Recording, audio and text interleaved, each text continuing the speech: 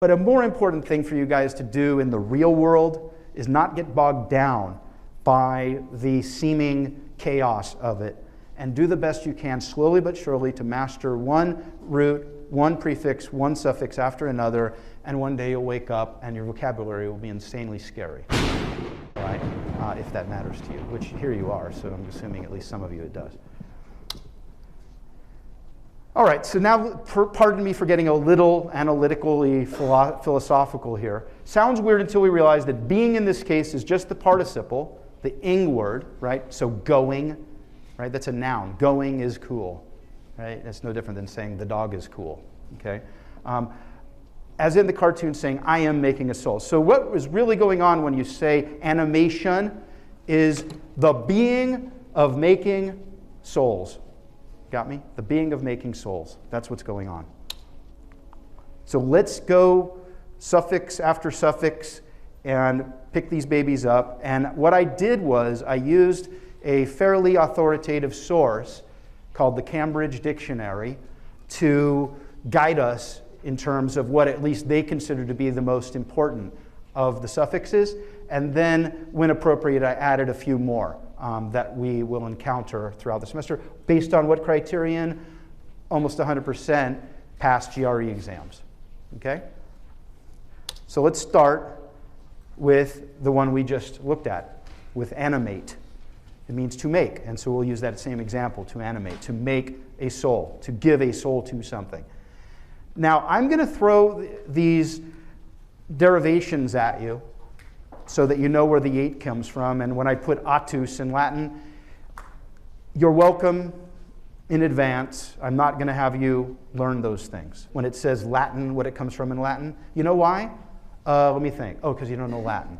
All right? So I'm not going to throw things, any more than I would want you guys to throw a bunch of terms at me, or as they call it, terms of art, at me in whatever you're an expert at, and that I don't have a clue. I don't know anything in the world about English horse riding. Sure, there are terms for it, and if you taught a class in English horse riding and you threw a bunch of terms at me that were decontextualized and that simply were true but didn't have any connection with what we're learning, I would be a little pissed at you.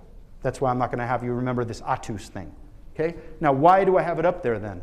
Because what I want to do is, as we go through these suffixes, I want you to at least appreciate, okay, to the extent it's possible without knowing Latin, and I'll assume most, if not all of you, don't know Latin. I'm just going to give you some idea about how these things happen, how they work, and people don't pay enough attention to where they come from, and it helps to do that. Now, this is an example of a tricky one that requires a little help. That I'm going to read this to you. I'm not going to do it with, I think there's one other I'm going to do this with. Otherwise, I'll just explain it to you. But what's going on here is it says, the English, when they began to expand their Latin-based vocabulary after 1500, so after, the advent of the Renaissance, simply made verbs from Latin past participial adjectives without changing their form. So what is a past participial form? Remember when I showed you guys a Latin verb, and I showed you there's 4 forms for it that encompass all of the possible forms for a Latin verb? Okay, that was the 4th out of those 4 forms. That's the past participial thing. And that's what that atus means. In Latin, it means having been blanked. Okay? So if a word was said or spoken, having been spoken. Right? Verbum dictum in Latin would mean the word was spoken, okay, or the spoken word, okay? So if it's passive, spoken, then how the heck does it come to mean an active make, right? So make is active, but it comes from a passive form, and that's what that explains right there. When the transition was made into English, okay, all of a sudden the passive turned into an active. Now, guess what? You don't need to memorize that, and I'm not going to ask you that question, but you do need to understand that concept. You know why? Because it's going to come up all throughout the semester. There are going to be lots of roots that we learn that had a certain grammatical status in the original language, whether it be Greek or Latin, or even German, really, that hasn't been preserved in English. There are transitions that are made linguistically that turn passives into actives and actives into passives when the transition is made from the original language to English. You got me? Just get that concept. Understand that elements, let's call it etymological elements, okay? Root elements, where words come from, elements, can come from a language And the ideas can be transmitted into English without the grammar having to be. That's what's going on here. That's the bottom line, okay? So forget about the atus, just get that concept. Here's suffix number 2 that means make something, okay? Because after we get to these 4 verb suffixes, suffixes that create verbs, so to hydrate, to make water, okay, to animate, to make a soul, etc. Once we get to them, then we're going to get to nothing but nouns and adjectives, okay, because that's the most plentiful use of suffixes. And then after that, it's nothing but roots. Okay, so in, from Old English, when you blank in something, you make it that thing, okay? So when you shorten something, you're making it shorter, right? You're making it short, at least, if not, shorter, okay? Now, I'm going to do this quite a bit throughout the semester. Get you on your toes and ask yourself, wait a minute, what's going on here? Why is it shorten and not shortate? Could very well be, okay? There are no absolutely defensible reasons, usually, sometimes there are, phonetically usually, for one suffix being used rather than another. And I just want you guys to appreciate that, okay? It's if nothing else, to understand why our language is probably by far the most difficult second language to learn well in the world, okay? Grammatically, certainly, okay? It's just, and let alone spelling, sword, why is it sword, why isn't it sword, etc. But, I mean, there's just so much to it, and this is another example of that. Why is it not shortate? Why is it shorten, meaning to make short? Okay, so she shortened her hair, that's the idea there. Okay, now, pardon the expression facio, okay, get the laugh out. Yeah, the first day of Latin, or when we deal with that verb, everybody gets their laughter. But anyway, so facio in Latin means to do or make, so we'll call it make. And so phi comes from that. It means to make, and to magnify means to make large, or to enlarge, or to make larger. Okay, so you magnify an image, makes it bigger. Why is it not magnin, like shorten, magnin, shorten? No one knows. It just isn't. Okay, why is it not shortify? Isn't that cool? And then, Spotify is playing with that, right? You can come up with all kinds of new words and all different combinations of prefixes, suffixes, and roots in a way that, by the way, modern German does quite often. There's a built-in process with German that enables, say, poets especially, most notoriously, to make up words as they go, because they're kind of building blocks like Legos or something, in a way that's not as much the case with English. And then the last one that is extremely common comes from the Greek. So you'll notice that 8 and phi come from Latin. In is Old English, which is another way of saying it's Germanic, from the German side of our language. And then when you want to say that you blank eyes something, you make it whatever, that comes from the Greek side of things. There's a very uncommon verb in Greek, idzein, that means make, that isn't usually alone, but combined with other elements, just like it is in English. So when you say you something eyes something, in effect you're saying you make it that thing, using that verb in Greek that means make. And so when you realize something, it literally means you make it real to yourself. And that's what's going on with that dude there, suddenly realizing something. Something he had no clue about all of a sudden looms large in his mind, and it stands in front of him in a way that it didn't before. He's realizing something. Or if you want to think of it like the idea of you have potential and you realize it. You make that potential, which you'll learn what it means later on. It means ability to do something. Real. You realize it. You make it real. So there you go. Okay, those are the 4, by far, most common suffixes in English that mean make something. Okay, they're verbal. The rest of the most common ones contribute to the making of nouns or adjectives.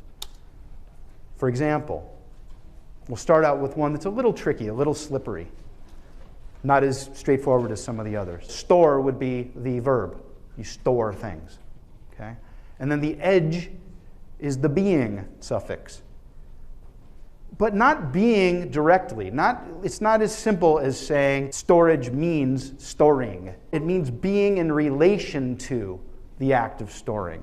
Now, you need to understand this one time, and then when it's repeated over and over and over, it won't scare you. Do you see what's going on here? Some of these suffixes that mean being are going to be straightforward, meaning nothing but being. Okay, you'll see. You'll see what I mean when I give you examples. Others won't be as straightforward. Others will require us to expand our horizons and understand that in one way or another, it has to do with this thing that is signified by the root. Now, why is that valuable? It gets to what I was saying about Skeet. Skeet said, stay away from this stuff, okay? Don't bother learning them all. Just whenever you run across them, learn them anew. And what I'm saying to you guys is, don't be too scared. Just realize that even though there's a lot of slipperiness between the suffixes that mean being whatever, almost all of the suffixes consist of those being suffixes. So we could get to the point where we can almost think in terms of, if I don't know what the suffix means, it probably means being. It's not to say they're all that, but almost all of them are. Here's another in relation to one. When you talk about burial, that's not exactly saying that it means being burying, right? Because you're talking about something pertaining to burying. Burial being, for example, an event. They went to the burial of whatever. That's different than the act itself. Okay, so again, in one way or another, the ul ending, which is just a regular old linguistic ending in Latin, you're saying having to do with burying. Okay, so being in the sense of being in relation to burying, having something to do with it. And by the way, when you say in relation to, that's another way of saying pretty much standing in a prepositional relationship to, because every preposition in the world means in relation to. I walked to the park means I walked in relation to the park. Think about it. I sat on top of the television. I sat in relation to the television, right? It always means that, and that's what's going on here. We're pretty much saying it means being prepositionally toward burying. Ents comes from the Latin entia, okay, which means things that are, or being in a general sense. And so when you talk about the essence of something, it literally means the being of being. It gets a little arcane when you talk in these terms, but that's exactly what's going on. The S in essentia means to be, or being. And the entia also means being. So when you say the essence of something, you're saying the being of its being. And this guy Heidegger, down at the bottom, my desert island author, I mean even more than Homer, who I did my dissertation on, he wrote a 600-page book about nothing but what is being. And it rules, you guys. Where did it all come from? Most of what he did, most of what he philosophized about came from the doors that are opened by just looking at what language really says, as opposed to taking it at face value impressionistically and how you're exposed to it in the mass media or other people using it in an imprecise way. There's a lot to it if you get down to the core of it. So ents means literally being. And so here you have the being of being. Let's get on to other ones that actually mean being, such as dumb. Comes from the German side of things. Altertum in German means ancient, or the ancient world, or antiquity. Alt means old, and tum means being, so being old. So it literally, altertum means being old, or antiquity. And so when you use the word freedom in English, you're saying being free, as opposed to those other suffixes where we had to interpose in relation to, okay? Because it's just a little off balance from the idea of straight out being. But when you say freedom, you're literally saying being free. So when you say visual, you're saying being in relation to seeing. But when you say freedom, you're saying being free. Freedom, why is it not freeents? Why isn't it freeents? It could just as well have been. And then when you have the word clearance, Why isn't it clear-dumb? They could have been reversed. Freeance and cleardom could have very well been instead of freedom and clearance, but it wasn't. And there's no explanation for it. They mean the same thing. And here you have, I'll put these both here at the same time. The ones in blue are the ones that deal with people. And remember, the reason why I'm using these exact suffixes, I'm respecting the Cambridge Dictionary enough to let them have the authority to determine what are the most important suffixes, and then I'm throwing a bit extra in. We will encounter several suffixes throughout the semester that deal with a person who does whatever, okay? In this case, a payer, or any right? A singer, an actor, whether it's an OR or an ER, they're very close to each other, means one who does something actively, one who sings actively. Whereas a payee, or any other kind of E, mortgagee, or any kind of E, that has to do one who is on the receiving end of something. Because that's why the payer is the one who pays, and the payee is the one who is paid. It's an active and a passive thing. And so as far as the E, where that comes from, if you know French, it's the perfect passive participle of a French verb, having been whatevered, and that's where that A sound comes from. And then in Latin, OR means one who, whatever. And in English, it's brought straight over, meaning OR, such as actor, or it can be payer and manifests itself as an ER instead of an OR. All right, we're back to the German stuff with hood. And when you talk about hood, it comes from German Heit, which is a suffix that means being whatever. Okay, so Freiheit means freedom, which is weird, because why is it not Freehood in English? If it's Freiheit in German, and we're taking the frei, because that's what free comes from in English, why are we not combining the same elements? Hood is exactly equivalent to Heit, and yet when we say freedom, we say freedom rather than freehood. There's another example of the seeming randomness of these combinations of elements. Okay, so a neighborhood is being neighbors, the state of being neighbors. Okay, quite often this thing that I say as being is represented by those who teach this kind of stuff as state of, the state of something. Okay, but that's a little different because state comes from sto stare in Latin, meaning to stand. And that's a little different than being. Okay, so it really means being, especially when it comes from the Latin verbs that literally mean to be. Okay, so being neighbors is a neighborhood. And then ism is a noun that is built from the exact same root as eyes. Remember that eyes? Ism is the noun corresponding to the verb eyes. So when you revise something, you make it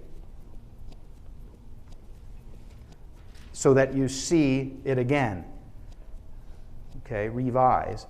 So revisionism is the state of, or being, in relation to revising or revision. This is not quite as simple as just saying being revising or being revision. Because it's not the same in the way that ence means being, but it's one step away from it. Okay, you guys, don't let that scare you. All right, all that we're saying here is that some suffixes are straight out meaning being whatever, and others mean kind of being that thing, but really pertaining to it in one way or another. That's why they're so scary to Skeet. That's why Skeet wants to scare us away from them, and don't bother learning them. No, if we can allow ourselves to take that extra step and say that the suffixes that don't mean being directly, but rather indirectly, mean that in many different ways, but they have that in common, then we can systematize it, and then we can see them all as one thing. And what does that do? It simplifies the heck out of it, because it makes us not waste our time on constantly worrying about what exactly that suffix means. Okay? It'll come out, put it this way, when you have a word that has a prefix, a root, and a suffix, if you know the prefix and you know the root and you have a general idea about the suffix, you pretty much have a decent grasp of the word, way more than if you hadn't known the prefix and root. And so revisionism, what does it mean? To re is go back, as we know. So you already know that. You guys are pros. And then weis, as you will learn, means look, look at. So one who looks back, a revisionist is one who looks back or looks again. Okay, so root means back, but it can also mean again. And in this case, it means again, as opposed to what? The orthodoxy, the way that history books are portraying American history. In one way, he goes back and says, not so fast. This guy is not as great as you thought he was, and these people are more great than you even knew about. Here we go again with a nice suffix that straight out means being. So differentiate between those. The ones that mean being and the ones that mean being in relation to. Equality literally, straight out, unequivocally means being equal. Okay? No differently than ents meant being. No differently than hood meant being. Remember from the German height. Okay? So why is it not equalhood rather than equality? It could very well have been. I want you guys to appreciate that. Okay? Our language has a lot more room for innovation, for poetry, for this and that, if we want to expand its horizons, as long as we understand how all these things work together. Ment is another one that means being. Betterment, and this is a good example, and get used to this, you guys, of combining Germanic and Greek/Latin elements. It happens. Better comes from besser in German, meaning better. Gut, and then the comparative degree of good is besser. Okay, just like in English, good and better. Gut, besser, good, better. But ment comes from Latin. And again, it means being. So it means being better. And why is it not better dumb? Why is it not better ents? Why is it not betterhood?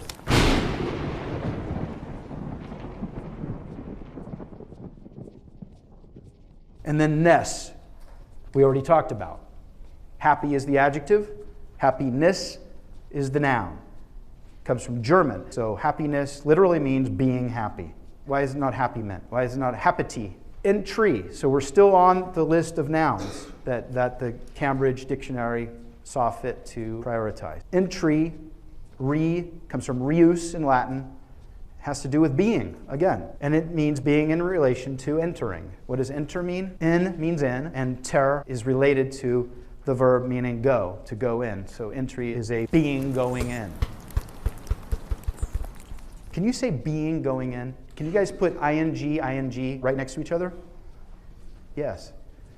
Because guess what? The being is nothing but turning into a noun what would normally just be am. I am going into the store. What if I want to make that into a noun? Being going into the store. Okay? So that's what's going on there. Ship comes from the German, comes from Schaft, and the word Freundschaft in German means friendship, and that's where the ship comes from, Schaft. And again, it means being.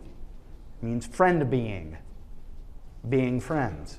And then the last one, and one of the most important ones that are nouns built from suffixes, is ion or shun, tion, shun, sion, tion, xion. So being tense is tension. So it's another being one. Okay, now what that does is that provides you guys with a foundation for suffixes that are built from nouns.